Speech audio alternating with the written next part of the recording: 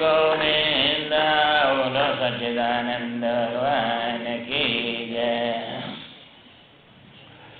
वशिष्ठ जी महाराज बतला रहे, हे राम जी, उस समरूप उत्कृष्ट साधन का आश्रय लेकर बहुत से महानुभाव जिस क्रम से परम पद को प्राप्त हो चुके हैं, तुम भी परम पुरुषार्थ की सिद्धि के लिए उसी प्रकार अनुसरण करो।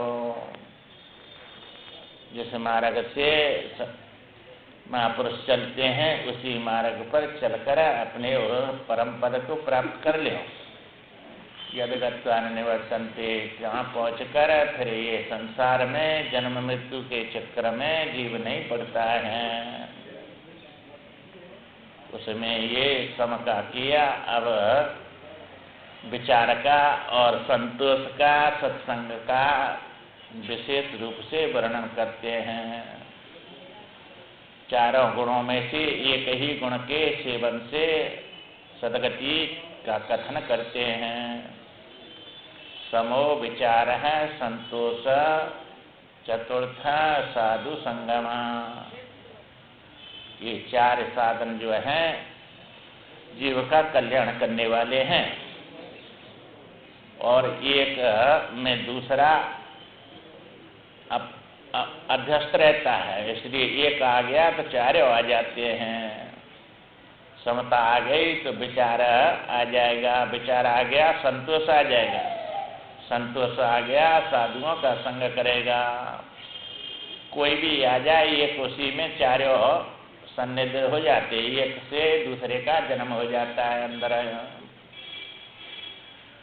फिर आगे विषय संदेह, पूर्ण पक्ष सिद्धांत और प्रयोजन रूप कारणों के ज्ञाता पुरुषों को शास्त्र ज्ञान से निर्मल हुई, अतः एवं परम पवित्र बुद्धि द्वारा निरंतर आत्मचिंतन करना चाहिए। इसमें कोई संदेश नहीं है। इन चारों साधनों के साथ में आत्मा का खोज करो, चिंतन करो उसका, क्योंकि आत्म विषक विचार करने से बुद्धि तीव्र होती है, सूक्ष्म होती है, अग्र को पकड़ने वाली होती है, और वह परम पद का साक्षात्कार करा देती है।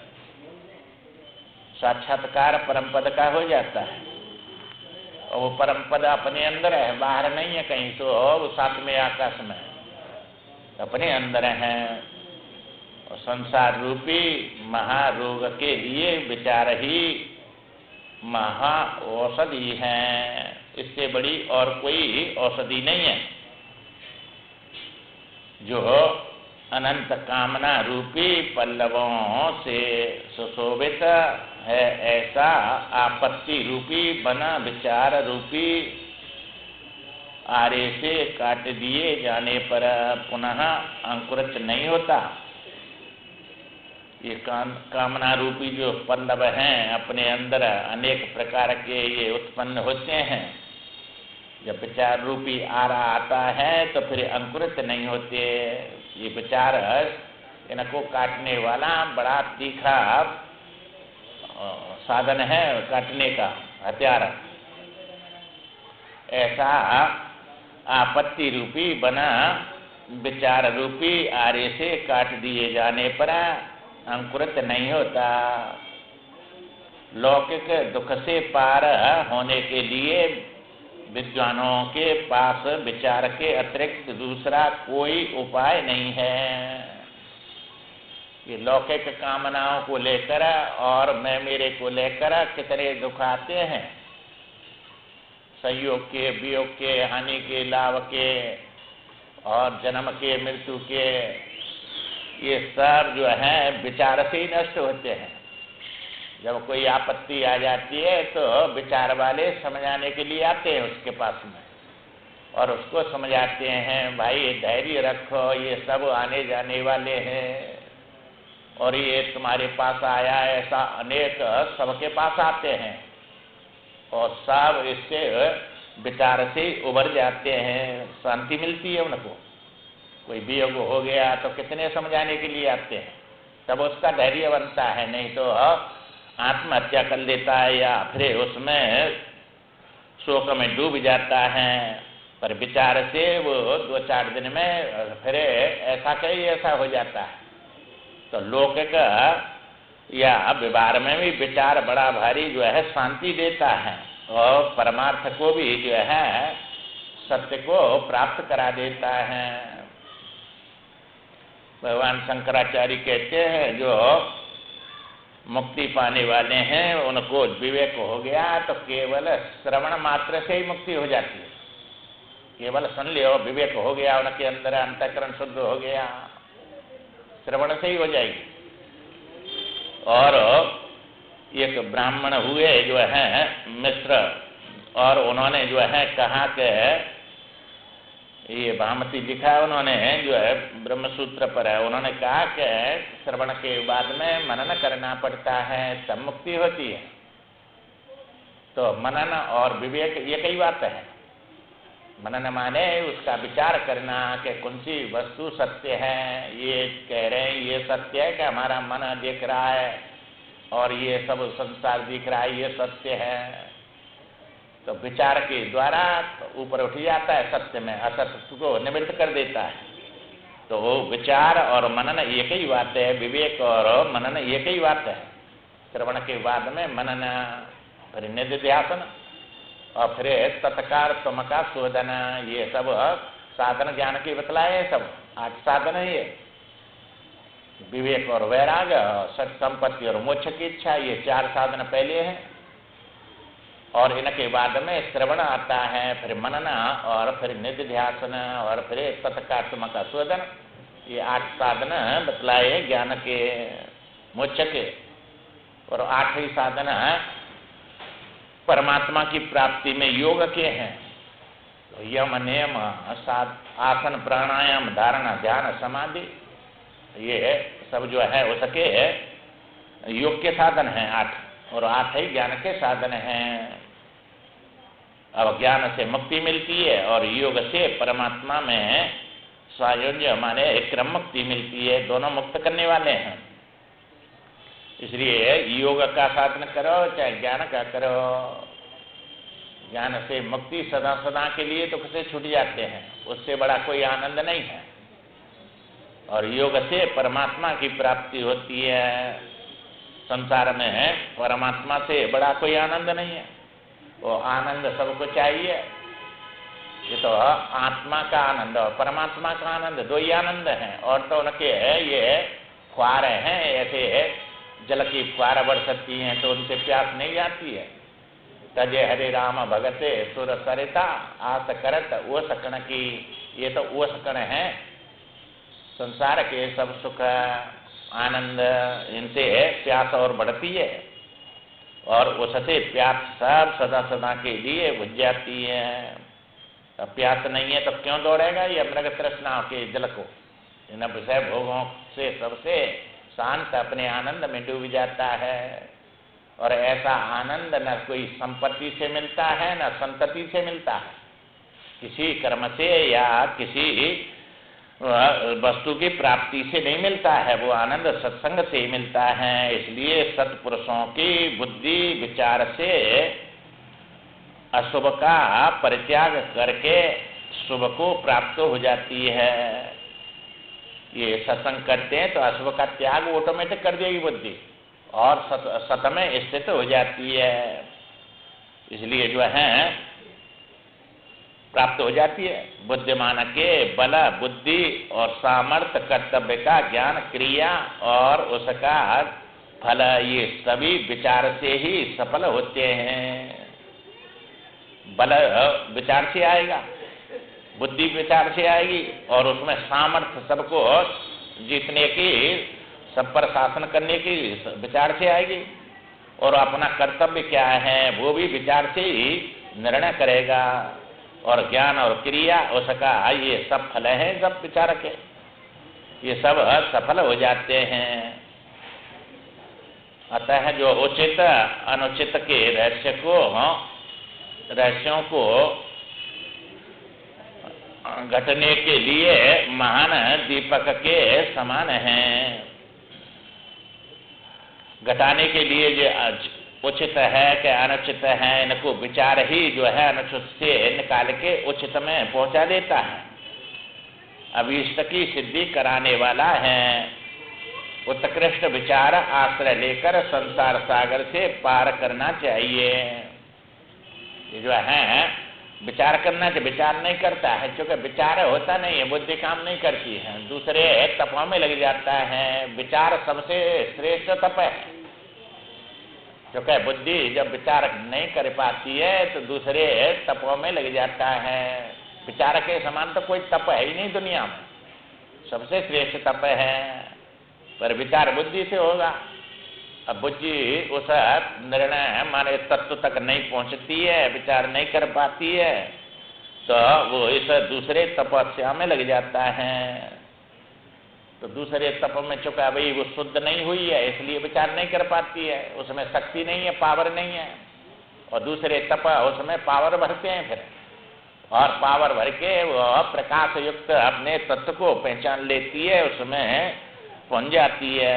क्योंकि विशुद्ध विचार रूपी सिंह हृदय में स्थित विवेक रूपी कमलों को उखाड़ा फेंकने के वाले महामोह रूपी गजराज को विदीर्ण कर डालता है। ये विचार रूपी सिंह है, और ये मोह रूपी जो गजराज है, जो हाथी जैसे है, उन्हें कमलों को उखाड़ देता है, सबको खा जाता है। इसी प्रकार ये इस गजराज को विचार रूपी सिंह मार देता है। सिंह जो है हाथी को मार देता है, उसकी पीठ पे बैठ जाता है और फिर फाड़ देता है उसको। हाथी कितना बड़ा है, सिंह छोटा सा है, फिर भी जो है सिंह में ज्यादा ताकत है, राजा है वो। हाथी राजा नहीं है जंगल का, सिंह राजा है। इसी प्रकार विचार रूपी सिंह आ गया तो ये मोह रूपी जो गजराज है इसको विदीर्ण कर डालता है।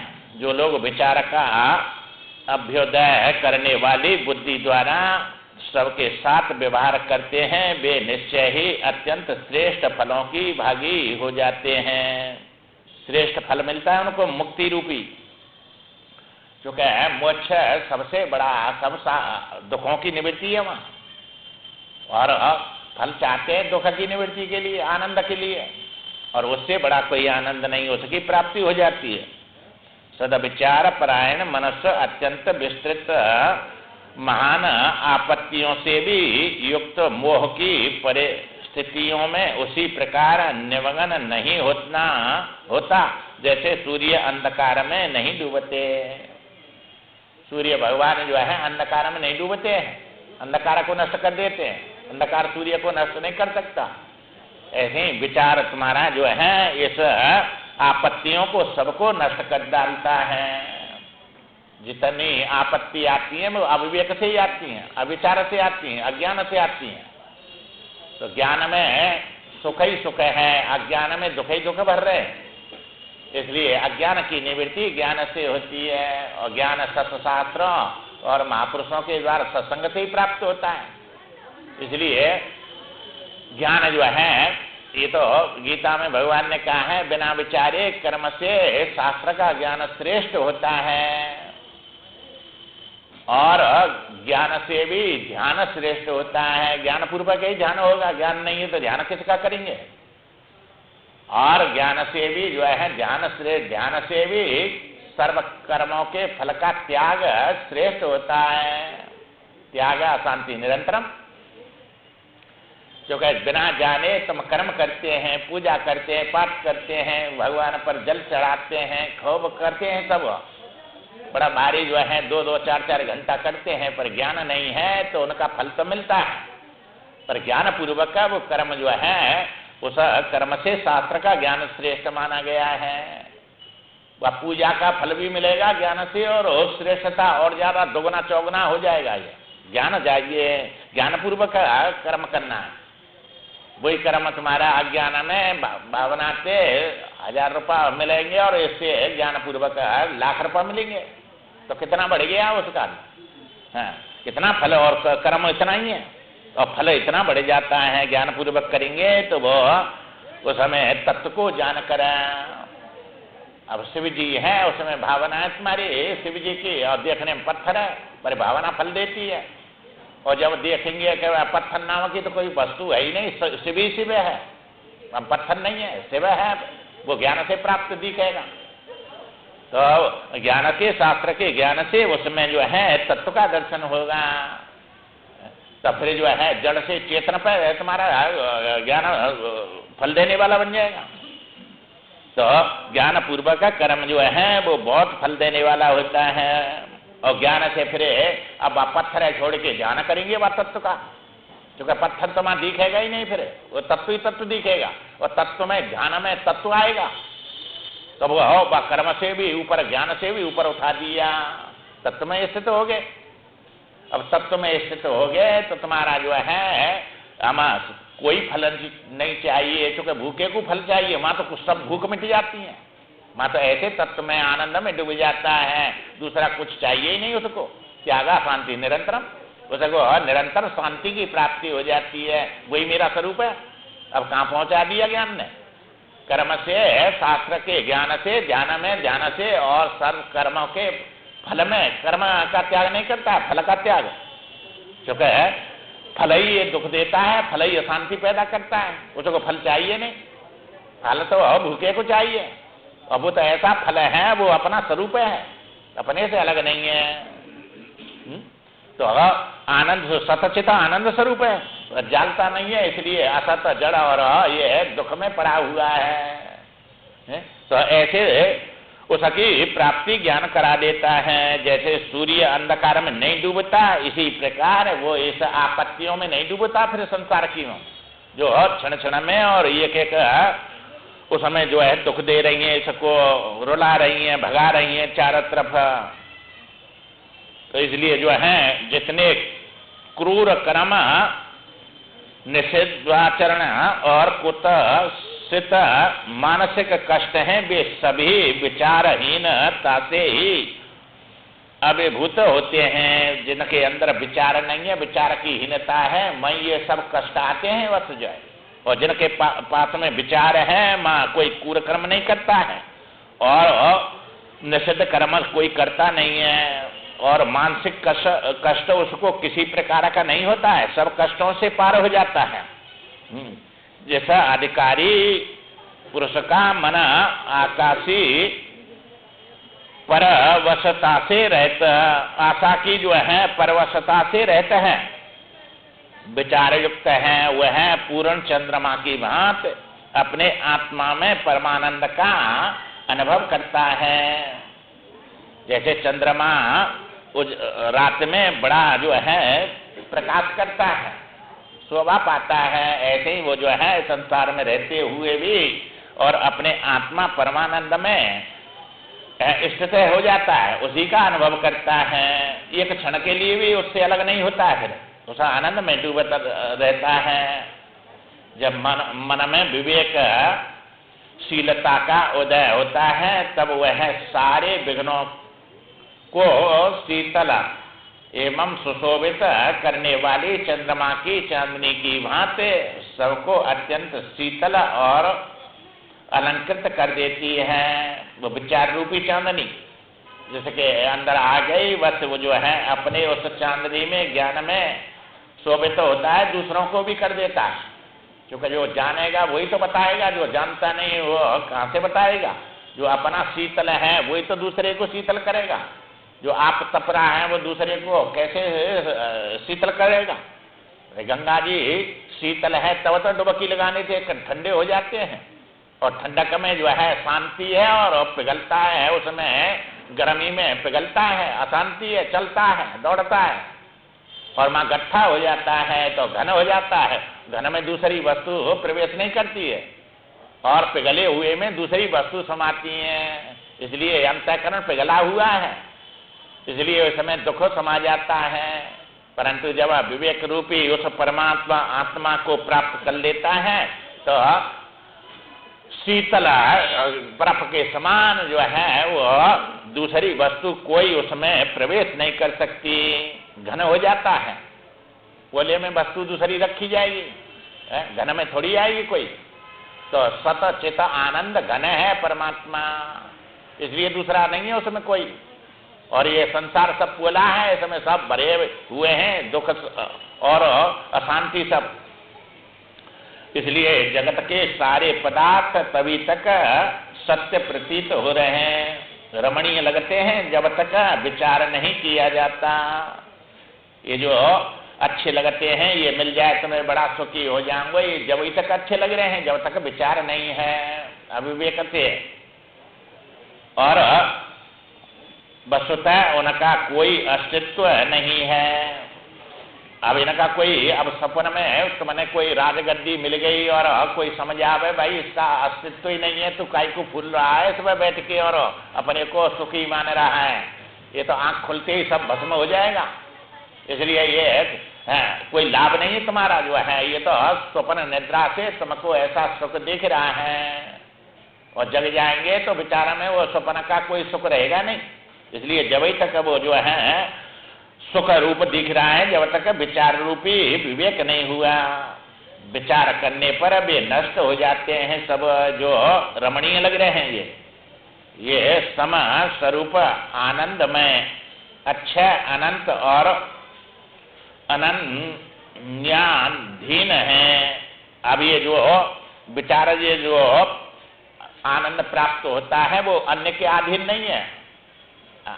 वे अनन्य अधीन तो ये संसार के सब भोग हैं, क्योंकि ये तो दूसरे से मिलते हैं। गुलाब जामुन की इच्छा वही और तुमको नहीं मिलेगी जब तक तड़पते रहेंगे उसके लिए, तो वो पराधीन सुख है। गुलाब जामुन मिलेगी तब सुखी होंगे। तो ऐसा सुख 5 लक्षण वाला सुख होता है, वो सबको चाहिए, सब देश में हो, सब काल में हो, बिना परिश्रम के हो, और जो है स्वतंत्र हो और अज्ञात न हो। ये 5 लक्षण हैं आनंद के, और व्यक्ति 5 तुम्हारे अंदर हैं पर जानते नहीं है। तो ये सब देश में तुम दौड़ते हैं, माँ दुख सुख मिलेगा, माँ सुख मिलेगा, दौड़ते हैं भागते हैं। तो सुख मिलता है कि दुख ही मिलता है? वहां दौड़ने भागने में दुख ही मिलता है, और दौड़ रहा है सुख के लिए। सब देश में सुख नहीं है, सब काल में नहीं है। सब देश में सुख हो ऐसा चाहते हैं, हम जहां जाएं वहीं सुखी रहें ऐसा चाहते हैं। सब काल में हम, ये ऐसा नहीं है कि सुबह हम सुखी रहें दोपहर को दुखी हो जाएं, सब काल में सुखी रहें ऐसा चाहते हैं। तो सब देश में सब काल में, और हमें कोई काम नहीं करना पड़े, काम से सब घबराते हैं क्योंकि इसका स्वरूप निष्क्रिय है। उसको जानता नहीं है। यह शरीर में वैसे के निष्क्रिय है, बनना चाहता है, तो इसमें तो निष्क्रिय होगा तो भोजन कहां से मिलेगा? इसमें तो कर्म करना ही पड़ेगा। इसलिए कोई परिश्रम नहीं करना पड़े हमें और सुखी रहे, ऐसा सुख तीसरा है, ऐसा सब चाहते हैं। और चौथा पराधीन नहीं हो कि दूसरे से हमको जो हाथ जोड़ना पड़े तब जो है ये वस्तु मिले हमको। पराधीन सुख नहीं, स्वतंत्र होना चाहिए, ऐसा चाहते हैं। अब ये 4 लक्षण है, ये सब देश में सब काल में और बिना परिश्रम के और पराधीन नहीं हो। और जो है 5वां है कि वो अज्ञात नहीं हो, तुम्हें वह ज्ञान नहीं है। वह आनंद का, तो आनंद कहाँ होगा तुम्हारी? वह आनंद का ज्ञान होना चाहिए कि हम बड़े सुखी हैं, आनंद में डूबे रहे, ये ज्ञान हो। तो ऐसा जो आनंद है 5 लक्षण वाला, वो तुम्हारा स्वरूप है, आत्मा है। वो सब देश में सुखी है, सब काल में सुखी है, और मां कोई क्रिया नहीं है, बिना परिश्रम के सुखी है, और पराधीन नहीं है, वो किसी दूसरे से सुखी नहीं है, और अज्ञात वहां में अज्ञान नहीं है, ज्ञान स्वरूप है, चेतन है वो। ये 5 लक्षण तुम्हारे आनंद के भर हैं अंदर, पर वहां से उसको भूल कर ये संसार में दौड़ते हैं और इस दुख में आते हैं, असत में आते हैं, और इस जड़ में जाते हैं, तभी दुखी होते हैं सब। इसलिए इस समय यह बात स्वरूप है भूल के अब ये आत्मा को छोड़ के जीवात्मा हो गया। अब जीवात्मा को तो भोजन चाहिए क्योंकि प्राण धारण कर लिया, और प्राण में भूख भर रही है, प्राण की भूख है। सब जितनी भी भूख है तुम्हारी, 5 शब्द स्पर्श रूप रसगंध, ये 5 प्राण की है। प्राण नहीं हो तो कोई भी भूख लगेगी नहीं। ये प्राण धारण कर लिया, आत्मा प्राण है नहीं, आत्मा प्राण का प्राण है, जीवन है वो, और प्राण तो जड़ है, मरा हुआ है। ये तो रही जो है जीवत है। प्राण तो वायु तत्व है, ये अपंचीकृत भूतों का जो है रजोगुण है। तो रजोगुण ये गुण सब जड़ होते हैं, चेतन थोड़े ही हैं, ये मरे हुए होते हैं, जड़ मरी हुई वस्तु है सब है। तो राम प्राण प्रिय जीवन जी के, जीव के जीवन है राम आत्मा। स्वार्थ रहते सखा सबई के, माँ कोई स्वार्थ नहीं है, सबके सखाए वे, सबको सुख देने वाले हैं, अपने अंदर बैठे हुए हैं। इसलिए जो है वही जीवन है और वही आनंद है। ये तो सब भूखे ही भूखे हैं वहां पे आके, जीवात्मा हो गए। तो आत्मा ने प्राण धारण कर लिया, जीव बन गया, वृत्तिमान जीव होता है। ये वृत्ति तो जो है तुमको रूपी जो है दर्पण में डाल दिया, तुमको कल बताया कि नहीं, जो है जो शास्त्र का सार क्या है, वशिष्ठ जी ने कहा और राम जी ने पूछा, तो कहा के है शास्त्र का सार है वैसे सबका के यह मैं नहीं हूं, इतना जान लियो बस। ये दो अक्षर का सार है सबरा, यह मैं नहीं हूं, यह को मैं समझता है। वृत्ति यह है और उसमें अपने को मैं रूप से देखता है। वृत्ति दर्पण है, जो सतोगुण से वृत्ति उत्पन्न होती है, मन की वृत्ति, बुद्धि की वृत्ति, हृदय की वृत्ति, ये सब अहंकार की वृत्ति, ये सब वृत्तियां हैं और ये अंतःकरण में उत्पन्न होती हैं। और वह वृत्ति में अपने को मैं करके देखता है, वृत्ति के बिना मैं बनेगा ही नहीं। वृत्ति माना जीव होता है। अब वृत्ति में डाल दिया आत्मा को, जैसे दर्पण में तुम देखते हैं ये मैं हूं, तो मैं को यह में डाल के मैं बनते हैं, ऐसे ही ये है वृत्ति जो है अंतःकरण की शुद्ध सत्वगुण से बनी है। इसलिए जो है उसमें मैं को डाल देते हैं आत्मा को, तब मैं कहते हैं। तो यहाँ अब मैं के साथ में जीव शरीर आ गया, ये तीनों मिल जाते हैं, आत्मा और तुम्हारी वृत्ति और शरीर, ये तीनों मिलके और मैं कहते अब हो गए दुखी है। तो यार बस इतना जान लो विचार करके सत्संग से कि यह मैं नहीं हूं बस। और सबसे बड़ी पूजा, इससे बड़ी पूजा दुनिया में कहीं नहीं है कोई। चेतना स्वरूप में स्थित हो गए, ये जड़ की पूजा है सब, और जड़ की पूजा से श्रेष्ठ चेतन की वो अपना स्वरूप है, आनंद स्वरूप है, चेतन है। इसलिए वो उससे बड़ी कोई पूजा नहीं, और उससे बड़ा कोई सार नहीं, सबसे बड़ा सार है। और ये सत्संग से ही बात समझ में आएगी, तो सबसे बड़ी पूजा हो जाएगी तुम्हारी और सबसे बड़ा सार प्राप्त हो जाएगा। और सब निस्सार है, सब निस्सार में तुम्हारे में कहां शांति सुख मिलेगा, सब निस्सार है। रोते हैं सो परत्र दुख पावई, सिर दोनों दोनों पछताए, काले कर्म ईश्वर है, मिथ्या दोष लगाए और पूरा जीवन बता दिया और बड़ा भारी परिश्रम किया, फिर भी जो है सिर धुनना पड़ा अंत में देख के सबको कि ये सब छूट गया, कुछ हाथ नहीं पड़ा इसमें, तो पूरा जीवन चला गया है? तो बड़ा पछताना पड़ता है। इसलिए उस पद के लिए, उस कैवल्य पद को तुम विचार पूर्वक महान वृक्ष का फल समझो। वही महान वृक्ष का फल है, वो विवेक रूपी वृक्ष है और उसमें फल है वो मोक्ष रूपी परम पद, कैवल्य पद है वो। उसी को कैवल्य मुक्ति कहते हैं।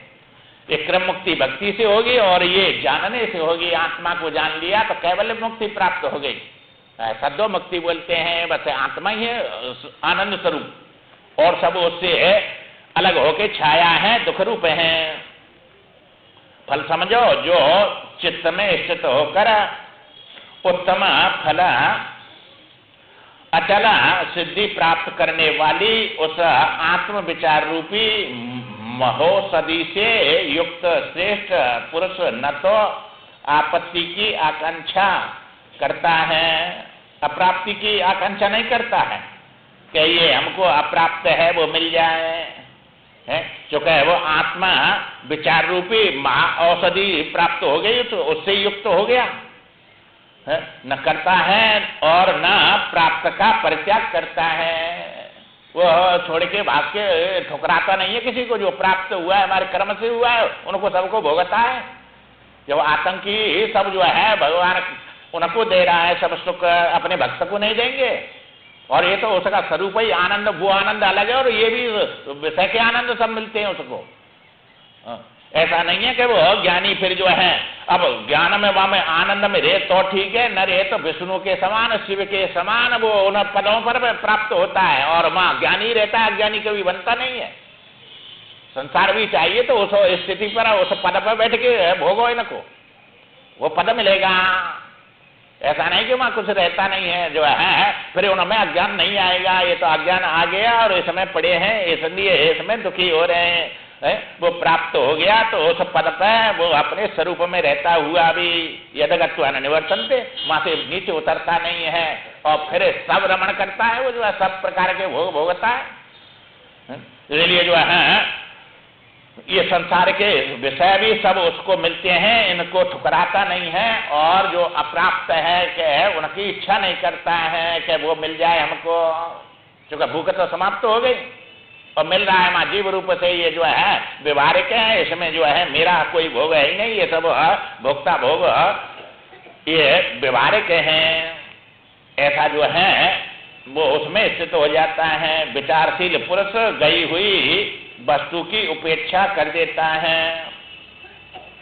जो वस्तु चली गई उसकी उपेक्षा कर देता है, रोता नहीं है, सिर नहीं फोड़ता उसके लिए क्यों चली गई।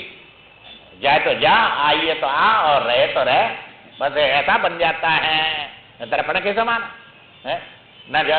जाने पर रोता है कि क्यों जा रहे हैं और आने पर कोई हंसता नहीं कि क्यों आ रहा है, और रह रहा है तो कोई संग नहीं करता है, सबसे अलग हो जाता है, संग होता है। ये तीन है। अब वृद्ध अवस्था में तो ऐसा ही बन जाना चाहिए दर्पण के समान। दर्पण में कोई आए तो मन नहीं करता है क्यों आ रहा है, और रहे तो संग नहीं करता है, और जाए तो रोता नहीं उसके लिए। ऐसा ही तुम्हारा चित्त होना चाहिए। इस समय दुख आओ चाहे सुख आओ, आ रहे तो आओ खूब, हमारा क्या बिगाड़ेंगे। इनमें तड़प हो मत, हर्षित मत हो। ये सब जाने आने वाले हैं न। स्थायी सुख है ना स्थायी दुख है, सब भागेंगे यहाँ से और तुमसे टकरा टकरा के चूर हो जाएंगे। ये इनका ये नाश होगा, तुम्हारा कुछ नाश होने वाला नहीं है। इसलिए इनसे आए तो खूब आने दो और खूब छुट्टी कर दो और ज्यादा आ जा, हमारा क्या बिगाड़ेगा तू। ये तो उसको अपने ऊपर दौड़ के और जो है ओढ़ लेता है और इतनी चिंता करता है, इतनी दुख है, इतना विशाल बना देता है चिंता कर करके। ये नहीं आना चाहिए। क्यों नहीं आना चाहिए? जब कर्म किया है तो भोगेंगे, आने दो, हमारा क्या बिगाड़ेगा। कितने जन्म आए, कितनी मृत्यु आए, कितने दुख आए, कितने संयोग हुए, कितने वियोग हुए, कितने जो है ये सब आए, तो ये सब चले गए कि नहीं, तुम्हारा क्या बिगड़ा। तो अविनाशी सच्चिदानंद स्वरूप है और ये असत और जड़ और दुख तुम्हारा क्या बिगाड़ेंगे। तो सत का असत और सत का क्या बिगाड़ेगा, और जड़ चेतन का क्या बिगाड़ेगा, और दुख आनंद का क्या बिगाड़ेगा। ये तो जानते नहीं है। इसलिए नीचे पड़ के अज्ञान में पड़ के या खड्डा में पड़ के दुखी हो रहे हैं कितने बारी। इसलिए जो है न किसी की वो जो है गई बहु वस्तु की उपेक्षा कर देता है, उसके ऊपर आसक्त होके, और ऐसा नहीं कहता है कि ये हमारे पास ही रहे, और प्राप्त वस्तु का शास्त्र अनुसार उपभोग करता है। जो प्राप्त है उसको घर मकान शरीर सब का उपयोग करेगा, सब वस्तु मिल रही है उसको, व्यवहार में सब सत्य है, ये कोई मिथ्या परमार्थ में है। जीवात्मा को तो सब चीज चाहिए कि नहीं। अभी जब तक जो है शरीर रहेगा, उपाधि रहेगी, जब तक जीव हुई है कि वो आत्मा है। आत्मा होने पर भी ये है उपाधि है, जब तक जीव ही बन के सबको भोगेगा है। परंतु ये सब बाधित है, उसके स्वरूप में नहीं है। ये पड़ोसी बन गए सब, और इनको देखता रहता है, आनंद में उसमें डूबता रहता है, और ये आनंद अभी भोगता रहता है जीव का, ये व्यवहार का। तो दोनों उसको मिलते हैं, और आप विचारशील को अज्ञानी को तो एक भी नहीं मिलता है, वो तो मिलेगा ही नहीं, ये भी नहीं मिलता है। काम अच्छा तो सुख सपने होना है। दोनों में जीवन उसका रोते रोते ही जाता है। इसलिए सत्संग मत छोड़ो, बस जो है जो करते हैं वो करते रहो, पर ये घंटा निकाले कि कैसे भी अपने सत्संग में आ जाओ। ये सब बात अमृत भर रहा है, ये सब विष को जला देगा, सब दुखों को नष्ट कर देगा। ऐसा ये सत्संग है, इसका महत्व समझो कुछ। इसी के लिए मनुष्य शरीर मिला है। वह मन की प्रतिकूलता में न तो क्षुब्ध होता है, मन में प्रतिकूल कितने भी आ जाओ क्षुब्ध नहीं होता है। जड़ पे लखे दुख सुख हरसाई, दो सम धीरे धरे मन माई है। तो ये तो सत्संगी दोनों में धीरे हो जाता है, सम हो जाता है। जड़ बिलखते हैं दुख में और हर्षित होते हैं सुख में। ये ज्ञानी सत्संगी जो है सुख आते हैं दुख आ, दोनों में सम रहता है, और समता में सुख भर रहा है। ये विषमता में विषमता में तो दुख सुख है ये सब। इसलिए इनमें दुखी रहता है, जीवन को बिताता रहता है।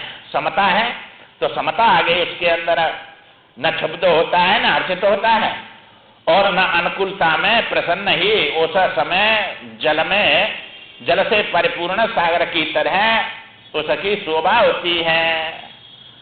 तो जल से जैसे सागर परिपूर्ण है, बड़ा गहरा है।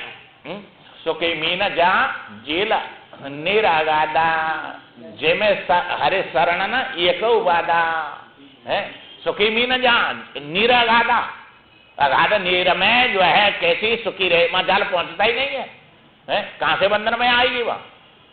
ऐसे ही जो है भगवान की शरण में आ गए, सत्संग में आ गए तो एक भी बाधा तुम्हारा कुछ नहीं बिगाड़ेगी। सब टकरा के भाग जाएंगे, वहां पहुंचेगी नहीं, सब बाधाओं से पार हो जाएंगे।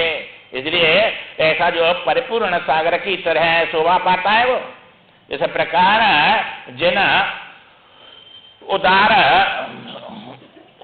उदार स्वयं आत्मा योगियों का मन पूर्ण काम हो गया है, वे जीवन मुक्त होकर इस जगत में विचरण करते हैं। ऐसे ज्ञान प्राप्त कर लिया उन्होंने, कोई ये नहीं कि गुफा में बैठ जाए, जाके सब जगह जाते हैं, सबको जो है उपदेश करते हैं और वह आनंद में डूबे रहते हैं और वो आनंद सबको देते हैं। कहा नहीं जो है सुखदेव जी ने परिषद मैं कुछ लेने नहीं आया हूं, जो आनंद में मैं डूब रहा हूं ये आनंद देने आया हूं तेरे को। तो ये संत देते हैं, कोई लेते नहीं है, और लेते हैं तो तुम्हारे लिए लेते हैं, अपने लिए नहीं लेते हैं ये। इसलिए जो है तुम्हारे लिए लेते हैं और तुम्हारे लिए देते हैं, और तुम अपने लिए देते हैं इनको, इनके लिए नहीं देते, अपने लिए देते हैं। ये समझ लेना चाहिए। जो अज्ञानी है वो अपने लिए देगा और ज्ञानी उनके लिए देगा, ये नहीं बताऊं। तो ज्ञानी जो महापुरुष होते हैं वे देने वाले के लिए लेते हैं, क्योंकि देंगे नहीं तो मिलेगा कहां से उनको, इसलिए उनके लिए लेते हैं। और जो ये ज्ञान दे रहे हैं उनके लिए दे रहे हैं, अपने पास तो है ही है वो ज्ञान, उनके लिए दे रहे हैं, अपने लिए नहीं दे रहे हैं।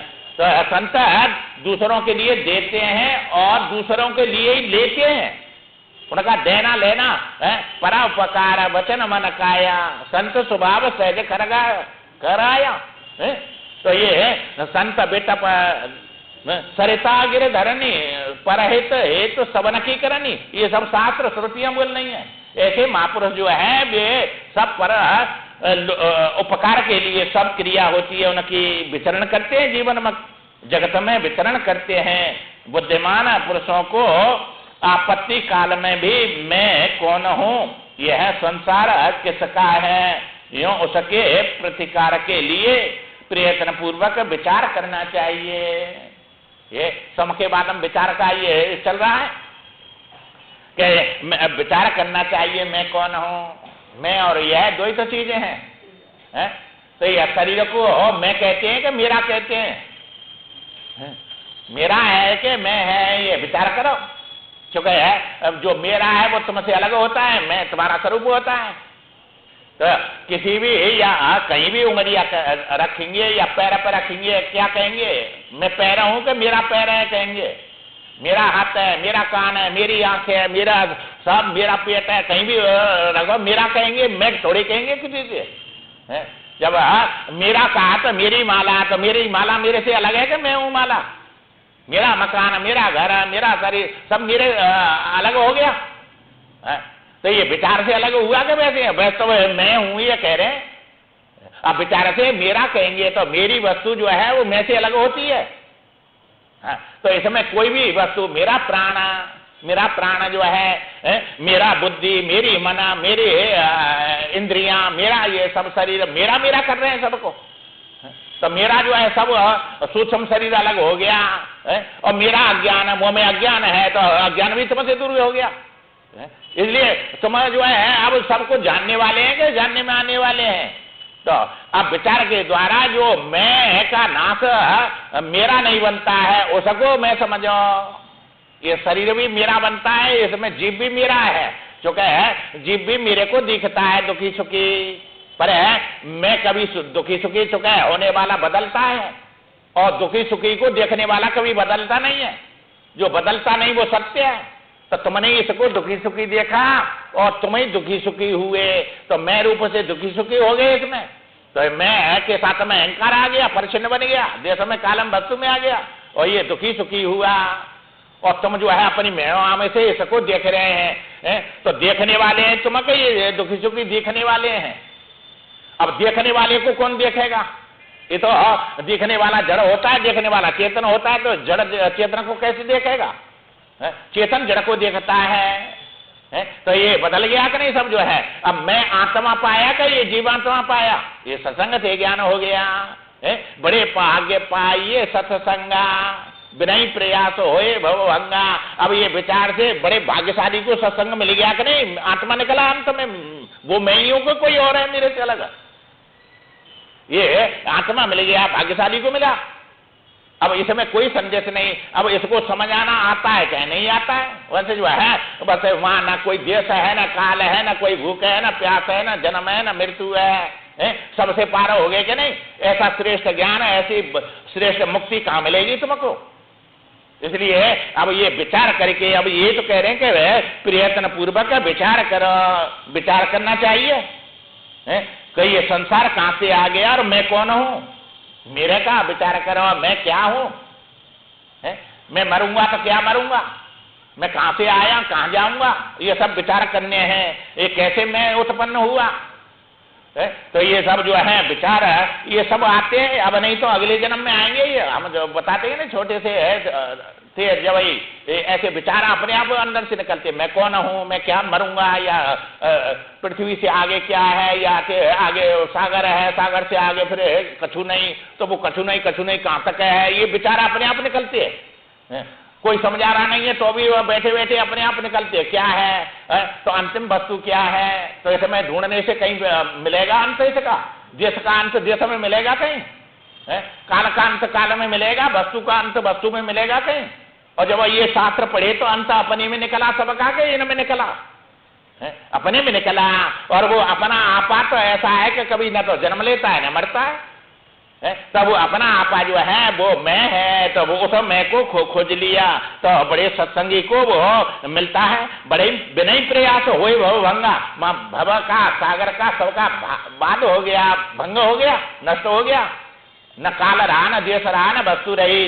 तुम्हारा का अब जो है कोई रहा नहीं, तो तुम्हारा क्या बिगाड़ेगा? सत अचित आनंद स्वरूप हो गए। भाग्यशाली को मिला, ये सत्संग से मिला, ये शास्त्रों के द्वारा, गुरु के द्वारा। अब कोई शंका है तो इनकी शंका का समाधान कराते रहो। कोई निकले तो उसका जो है विचार पूर्वक पूछते रहो, तब ये सब समाप्त हो जाएंगे।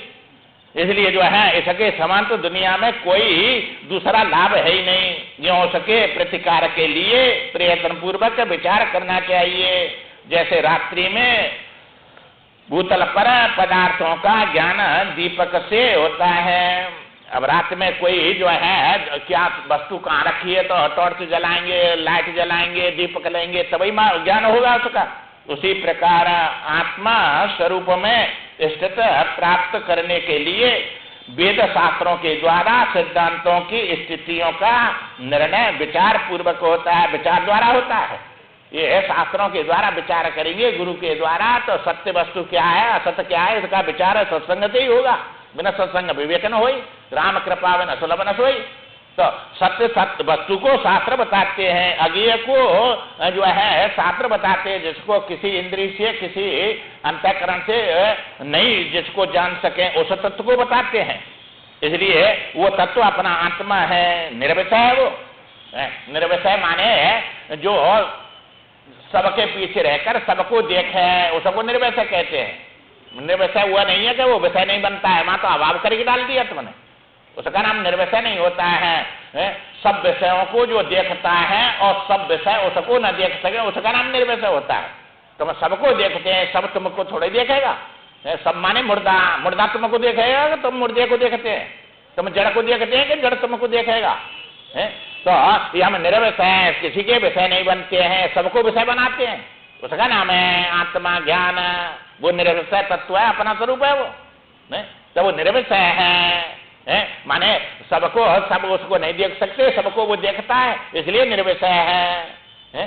तो ये अब ये कह रहे हैं कि लालटेन से तुम अंधेरे में देखते हैं, तो लालटेन से वस्तुओं को देखते हैं।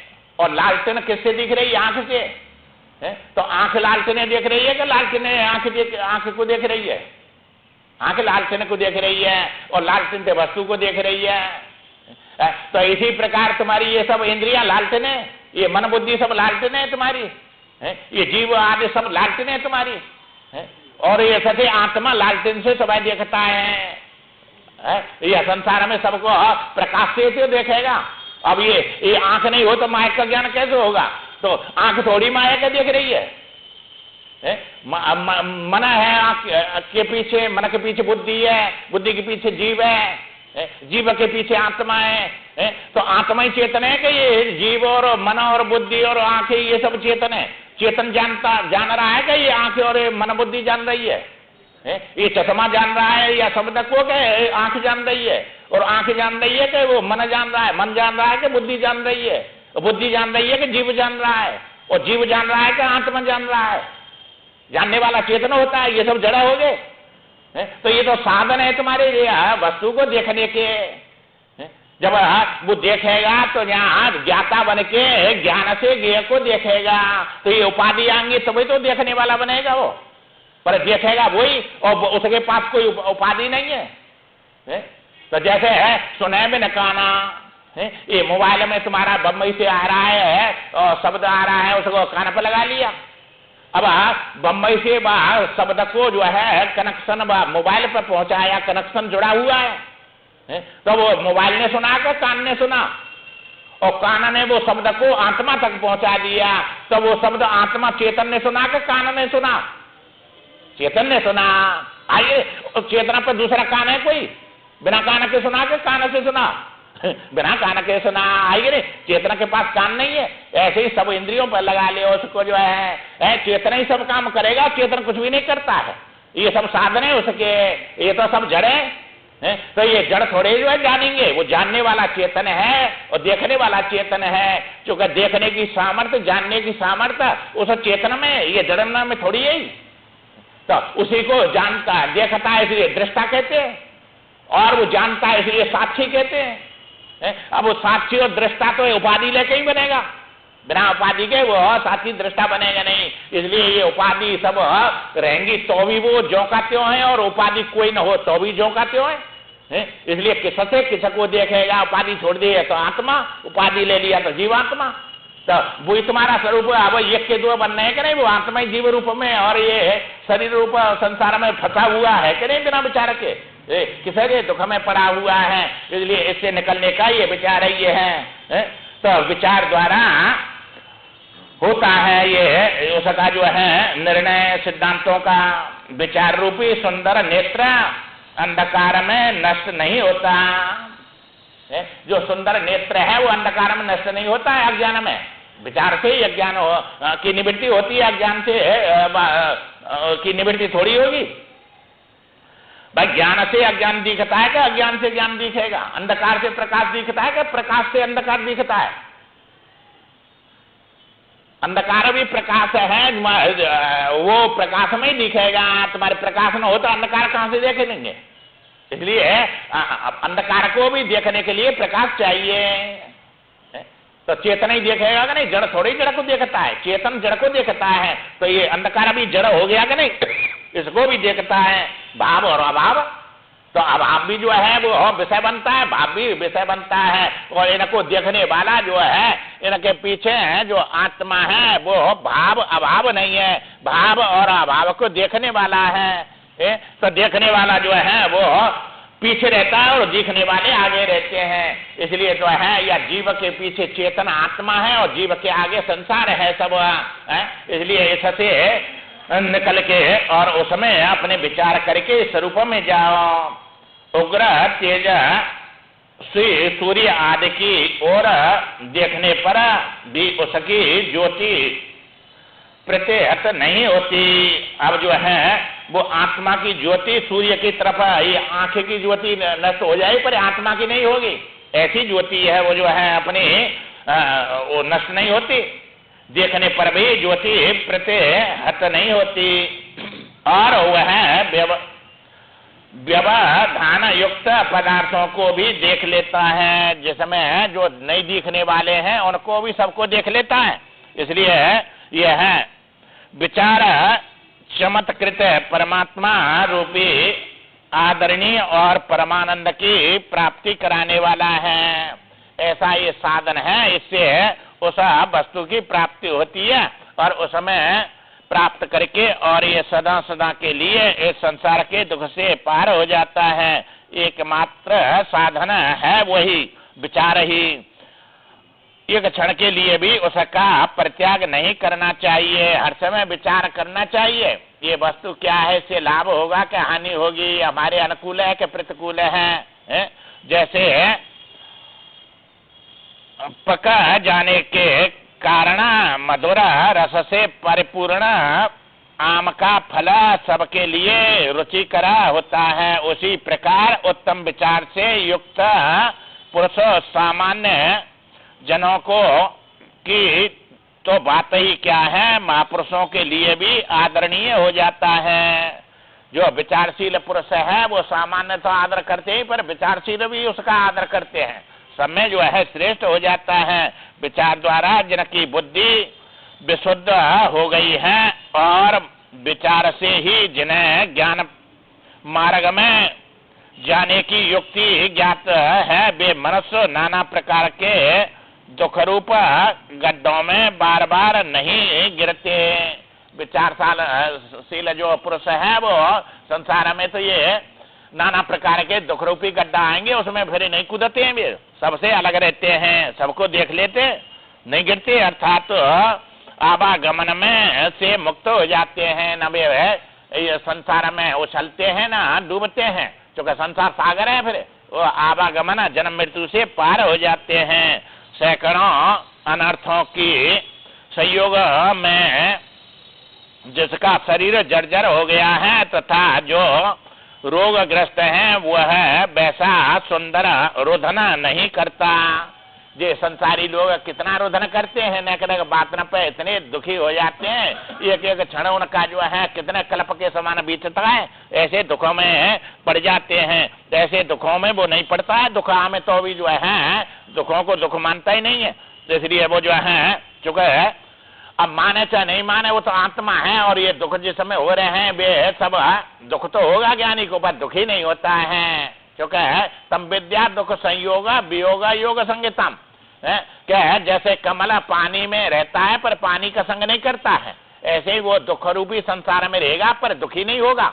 दुख का संयोग का वियोग है, ज्ञानी के अंदर से जो है दुखी नहीं होता है, बाहर से दुख रोएगा चिल्लाएगा, सब बाहर की है ये सब कल्पना, और उनमें रहने पर भी वो इनसे सबसे पार हो जाता है। इसलिए ऐसा ज्ञान है, इसको प्राप्त करके और ये संसार में जीवन मुक्त हो जाता है जीव। अब तुम जो है ये तो कहा कि भाई कोई सो गया उसको जो है दीपक दिखाएंगे तो भी जो है वो न चाहते हुए भी उजाला तो वहाँ होगा कि नहीं उसके सब शरीर पर, उस पर ऐसे ही तुम सत्संग में आके बैठ गए तो बस जो है न चाहते हुए भी ज्ञान का प्रकाश तो अपने आप होगा, ये जो है तुम छोड़ नहीं सकते इसको है। जैसे वो न चाहता हुआ प्रकाश में सो रहा है, ऐसे ही तुम जो है न चाहते हुए भी इस संसार के ज्ञान रूपी ये सब प्रकाश से और सब दुखों से पार हो जाएंगे। इसलिए इसके लिए प्रयत्न करते रहो। आगे विचार कर श्रीमन नारायण नारायण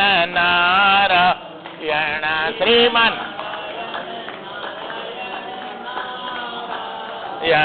भजमन नारायण नारायण नारायण भजमन नारायण